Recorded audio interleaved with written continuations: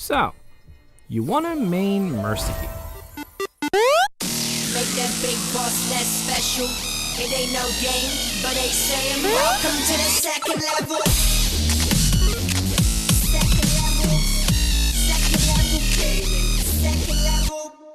Welcome back to another Overwatch Character Guide. This time around, we talk about how to main Mercy. The Swiss field medic is continuously viewed upon as the best healing-based character in the game, through several metas now, and despite having been nerfed into near oblivion, continues to be hugely viable. Generally speaking, Mercy is an easy character to play, but a hard character to master. And that's where our buddy TigratoPower comes in to give you all the lowdown and some awesome tips and tricks to start you on your way as a Mercy main. Please enjoy the video, and if you have any questions for Tigrato, feel free to leave them in the comments below. Now then, let's get started, shall we? We are compassion. As Mercy, your aim is to be the guardian angel of your team, and as such, your abilities are geared towards healing your teammates. Mercy's kit consists of her weapons, the Caduceus Staff and Caduceus Blaster, her abilities, Regeneration, Guardian Angel, Resurrect, and Angelic Descent, and her ultimate ability, Valkyrie. Unlike the previous two installments of So You Wanna Main, Mercy's design is geared towards keeping your team healed up and healthy, rather than doing damage. She's a character that might not get you glory or play of the game, but make no mistake, mastery of Mercy will make you a force to be reckoned with. The first of Mercy's weapons is more accurately described as a support tool, capable of either healing a teammate consistently over time or boosting their damage. In healing mode, a yellow beam will attach to whichever character within 15 meters is closest to Mercy's crosshairs. This character will be indicated by a diamond icon around the character in question. The beam will provide healing at a rate of 60 health per second to the target and will stay attached to the target as long as it remains within range and while the healing beam key is held, unless you have set the toggle beam setting on for Mercy. The damage boost beam operates in a similar manner, but instead projects a blue beam to the targeted character.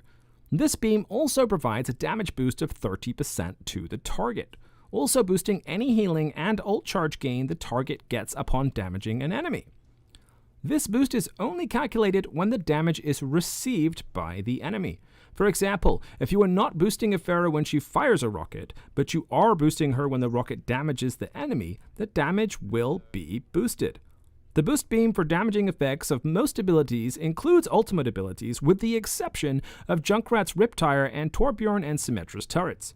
Keep in mind that the damage boost is only calculated when it is received, so if you intend to boost a Hanzo Dragon Strike, you must maintain a damage beam connection on Hanzo for the duration of the Dragon Strike. As mentioned previously, once you attach a beam to an ally, it will remain attached as long as they stay within range, and you keep the beam activated.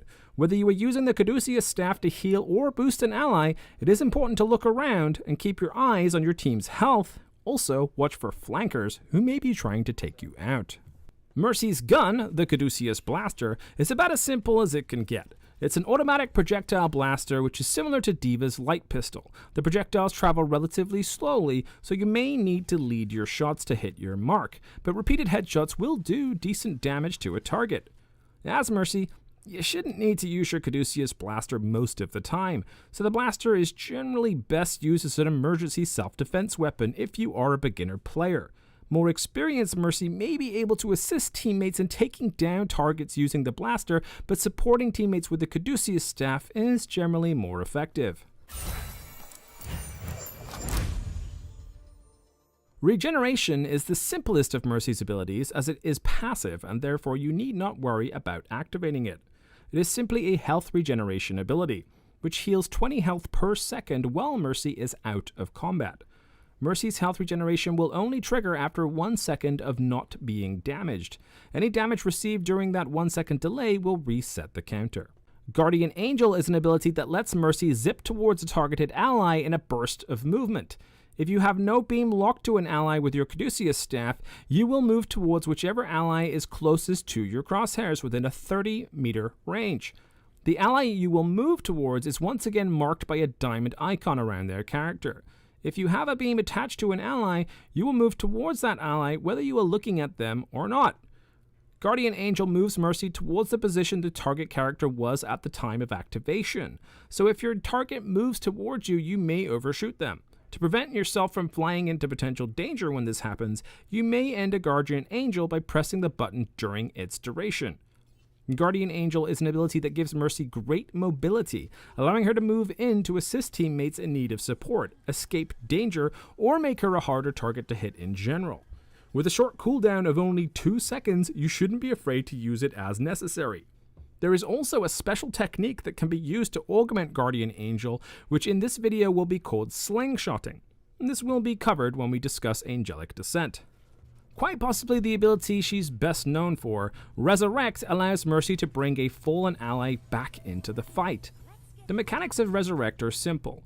When an enemy falls, a ball of yellow energy will be visible where they fell. This acts like a character model, and as such, Mercy can move towards the energy using Guardian Angel. This is important to keep in mind as Resurrect can only be cast 5 meters away from a fallen ally.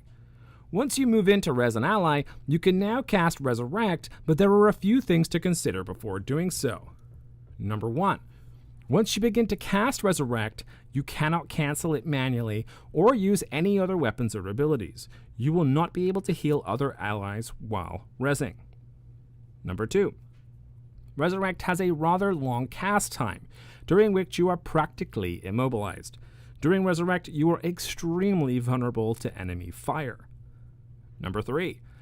Your Resurrect can be cancelled by either being pushed out of range of the res target by the enemy, by Lucio, Pharah, Reinhardt, or Doomfist for example, or by you accidentally walking out of range. Despite the fact your movement speed is reduced to a crawl, it is still possible to do this. Number 4. If your Resurrect fails to complete, either by you being pushed out of range or being killed while resing, its cooldown will also be reset. Number 5. Once a character is down, they can be rezzed anytime until they respawn.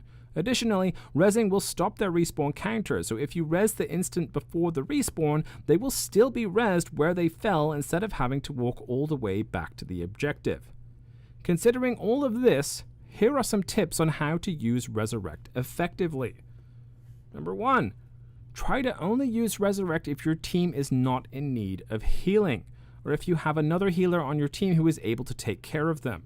Rezzing one ally only to lose another is for the most part bad. Number 2. If you have multiple allies down, try to resurrect the ally most likely to help you win a team fight. This may vary from situation to situation based on allies, ult charge, and role, etc. Generally, when faced between healing a shield tank or a DPS, the shield tank is the smarter choice to resurrect as they will be able to keep you alive and contesting an objective. If the DPS character has an ult available, that could even the odds or win the team fight. They may just be a smarter res. Number 3. If you're facing a big push, it's generally not a great idea to try and res somebody, at least as you are learning to play Mercy. You may end up either getting yourself killed or getting teammates killed by being unable to support them. Additionally, you may be able to res your ally before they respawn if your team disperses the enemy push. Patience is a virtue. Number 4. If your team has already won a team fight, say it is a 5 versus 3 situation, it may be best to hold on to your resurrect. Chances are the other team will need to regroup, giving your ally time to make the trip back from spawn while conserving your res for a more crucial moment. Number 5.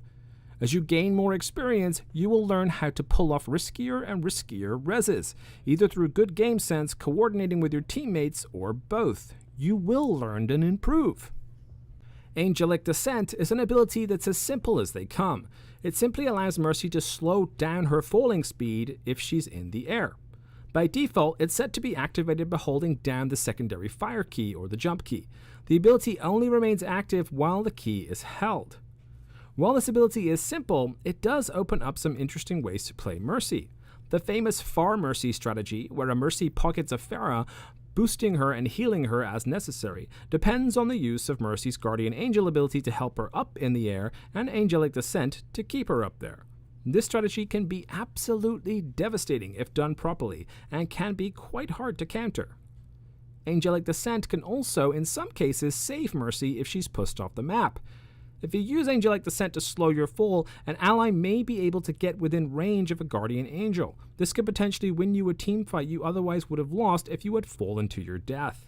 Angelic Descent can also be used in combination with Guardian Angel in order to slingshot Mercy around the map. When using Guardian Angel, you may notice Mercy accelerates quickly for about the first half of its use, then decelerates as she approaches her target. If you activate Angelic Descent by pressing and holding the jump key at any time during a Guardian Angel, your momentum at that moment will be preserved. If used when Mercy is at the peak velocity of your Guardian Angel, you can move long distances in a short period of time. It's important to consider that both vertical and horizontal momentum is preserved, so slingshotting can also be used to push Mercy up into the air as well. At extremely close range with practice, you can reliably slingshot yourself straight up into the air. This technique can be used to help you cover a lot of ground with your healing, allowing your teammates to spread out or attack or defend an objective. It also makes Mercy a more difficult target to hit, and can even allow you to avoid enemy ults. For example, if a Genji uses Dragon Blade and you have a target to use Guardian Angel on, you can back away from Genji and then slingshot yourself towards safety while also wasting time on Genji's Dragon Blade. As with all things about Mercy, you will become better at slingshotting the more you practice, so feel free to practice this move in custom games with friends or on allies while waiting for a match to start. Valkyrie is Mercy's ultimate ability, and is a powerful tool that can change the course of a teamfight. Valkyrie lasts 15 seconds and does various things. Number 1. Mercy gains the ability to fly at an increased movement speed.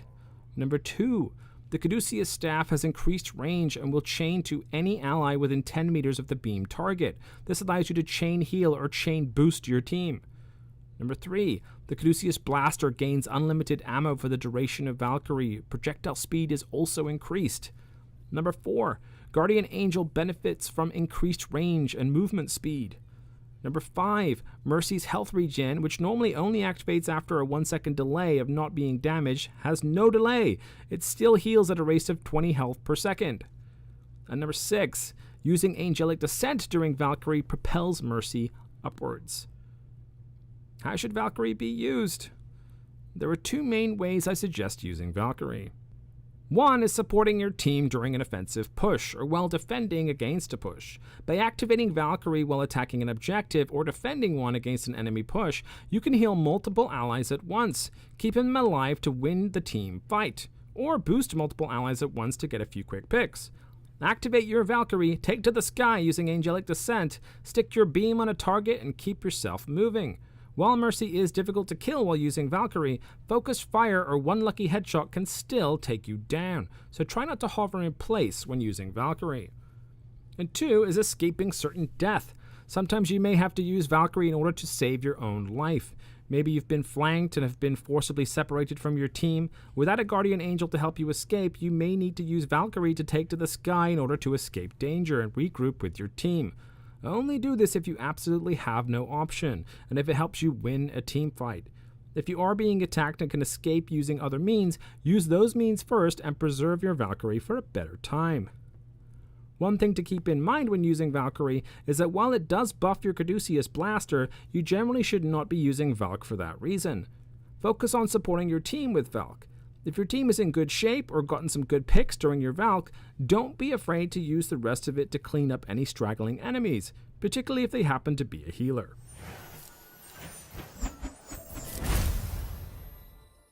Now that we've covered Mercy's weapons and abilities, how should we combine this all together? Simply put, Mercy is all about positioning, awareness, game sense, and keen decision making. She is a character who is easy to pick up, but also extremely powerful the more experienced you become as her. When starting out as Mercy, try to stay back from your team, but still within range to heal, boost, or Guardian Angel to. As mentioned before, if no allies need healing, try to boost an ally's damage. While supporting your team, be sure to look around for flankers who may try to sneak up on you, and always make sure you have someone to Guardian Angel to in order to escape a flanking attack.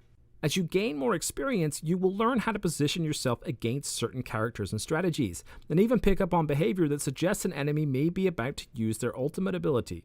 As such, Mercy is one of the ideal characters for those who wish to shot call, as they are better able to observe the battlefield, track enemy movements, and identify weaknesses. One thing that is extremely important to remember as Mercy is that doing damage with your blaster is not important. When starting out, try only to pull out your blaster when absolutely necessary. If you're being flanked, it is generally more effective to escape to a teammate than try to win the fight yourself.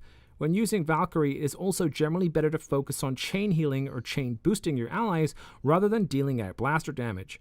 If your team gets some key picks during your Valk and has a good advantage in numbers, then pulling out your blaster and cleaning up the stragglers may be useful. Knowing when to pull out your blaster as Mercy is another thing that will come with experience. Lastly, when playing as Mercy, try not to be so hard on yourself. You have an important job when playing as her, but mistakes will happen. Learn from these mistakes instead of putting yourself down, and try not to take the entire weight of each match on your shoulders.